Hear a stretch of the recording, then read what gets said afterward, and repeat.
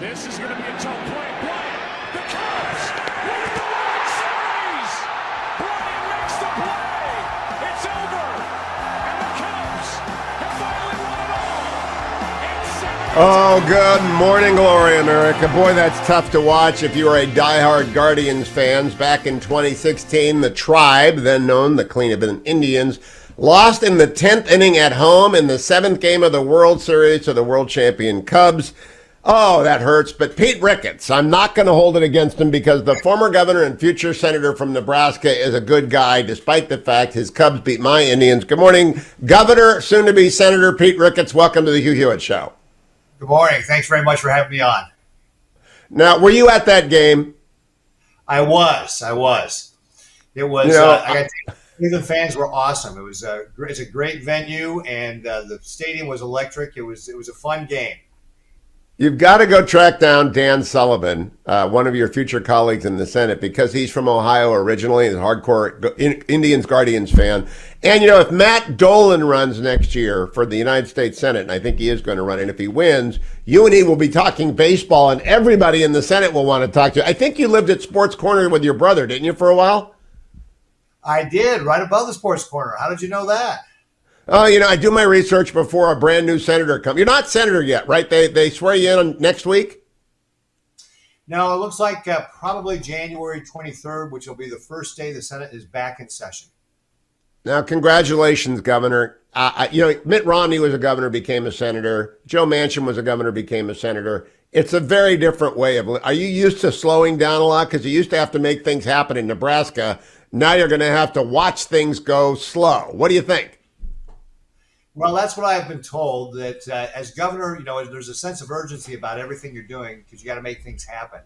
The Senate, by its design, right, our founders wanted a body that would slow things down. They didn't want politics to be whipsawed back and forth. And so that's how they designed the Senate to work. So I've got to, change my mindset with regard to how this goes. But it certainly has informed, been an important institution for us over the years to provide that stability for our country. We can certainly see that when you compare it to, say, the parliamentary systems around the world that can change governments at a drop of a hat. Governor Ricketts, soon to be Senator Ricketts. I don't know if you've talked to Leader McConnell yet. I am a great fan of Leader McConnell. I think he saved the United States Constitution when he held open the vacancy created by the untimely death of Antonin Scalia. And I think he got Donald Trump elected. And of course, he got Donald Trump's nominees confirmed. Have you talked to him yet about what you want to do and your priorities? Yeah, I have. As a matter of fact, I just had a conversation with him last night where he was giving me some advice. Not too dissimilar to what you said. He was urging patience because the Senate moves slower. But I've actually known Senator McConnell since I ran for Senate back in 2006, and have stayed in touch with him over the years. So I'm looking forward to working with him. And I agree with you. He is a very strategic thinker. He's really done a great job for us in the U.S. Senate as leader and I'm really looking forward to the opportunity to be able to learn from him. Pete Ricketts, there's a story in the Post about you this morning titled Pete Ricketts' Massive Political Turnaround. And because you lost once when you ran for Senate the first time, that puts you in a category with people like Mitt Romney, John Thune. I can go back to Richard Nixon losing 1960 and 1962. Do you think it helps to have lost once before you win twice as governor and now you'll have re-election for senator in 2 years? Well, I think it's a general rule that you learn way more from your failures than you do your successes, right? They're more painful and you tend to do more evaluation of what you could do better. And certainly my Senate loss in 2006 did teach me a lot about politics.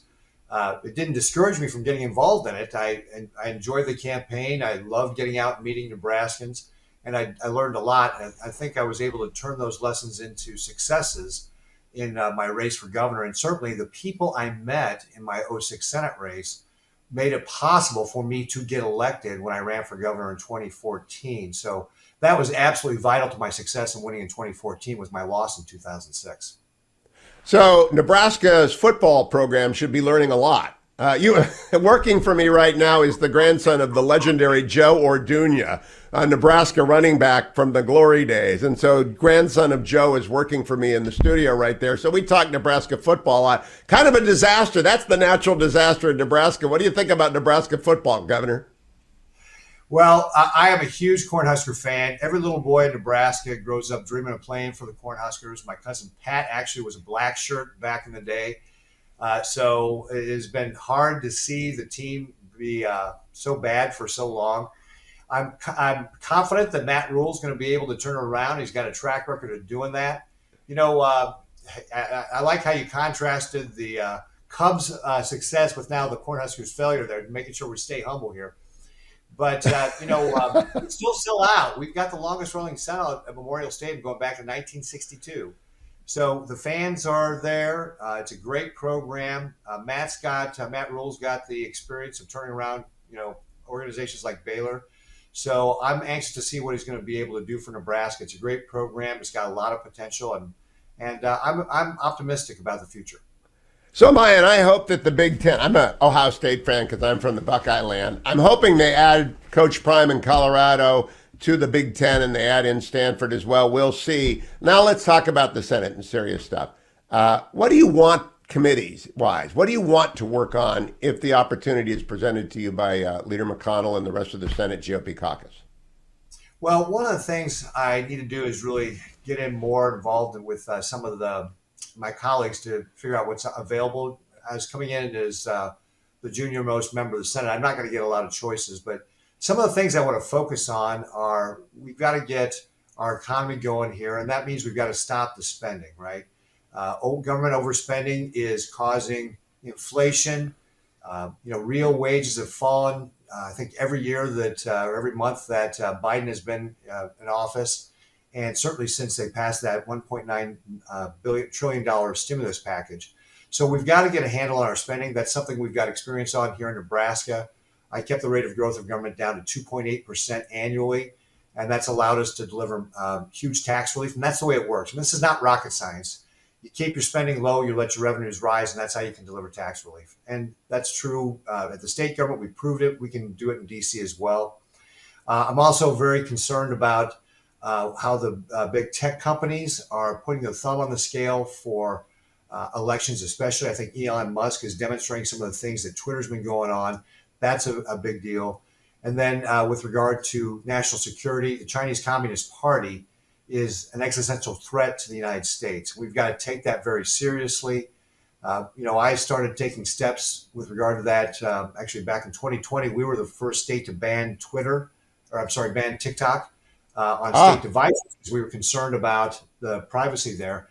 And I actually closed our Shanghai trade office and moved it to Germany because I realized China was a bad trading partner. So we've got to take very seriously the fact that President Xi Jinping has said he wants to be the world dominating power by 2049. He's written that, he said it, so we should take it seriously. And we can see with the things that they've done with the Uyghurs in Western China, Hong Kong, and now the noise they're making about Taiwan, that China is a real threat. So the committees that would have impact on those things would be things that would be of interest to me. We were talking about foreign relations. Obviously some of the other big committees are ones that you don't get on as a freshman senator, but I'm anxious to start making a contribution. I'm glad to hear you bring up the Chinese Communist Party governor, soon to be Senator Ricketts, because I think it's number one priority and spending. And I hope if defense spending comes along, you don't cut that. But can I talk a moment about business because you're a business guy? Yeah. The United States Chamber of Commerce has hit ground zero. No one talks to them. They've completely lost the confidence of Republicans since they backed Democrats in the election of 2020 and contributed to the Democratic majority that spent all that money. So the whole Chamber of Commerce has been discredited. If they offered you the Small Business Committee, what do you think we can do for business since the Chamber's basically, Kevin McCarthy won't talk to them. I don't think Leader McConnell talked to them. They'll come and try and see you. It's a warning. They're Democrats now. What do we do for business? Yeah, I think actually I'm very concerned also about that trend in big corporate America of just becoming so woke and becoming so concerned about some of these, what I see as passing fad kind of issues, and not understanding that, look, we've got to create jobs for American families. Small business would be another thing that I'm very interested in because that's who creates most of the jobs in this country. A lot of people don't know that big companies don't create jobs. I mean, they do create some jobs, but it's really the dynamism in our economy comes from small business. It's the entrepreneur who's taken the risk to create the jobs. It's the small mom and pops that go about their business every day that make the difference in this country, and that's what we need to support. And I'll tell you, I have seen it that big companies like regulation because they can handle it. They can hire the attorneys to manage it. Governor, we're out of time. Keep coming back. Try and recruit your buddy Doug Ducey to run the Chamber of Commerce, please, because we need other businessmen turned politicians to run, and get them to run for Senate too in 2 years. Pete Ricketts, good to see you. All is forgiven for 2016, sort of. And we look forward to Big Ten talk in the future. Stay tuned, America. Pete Ricketts will be back.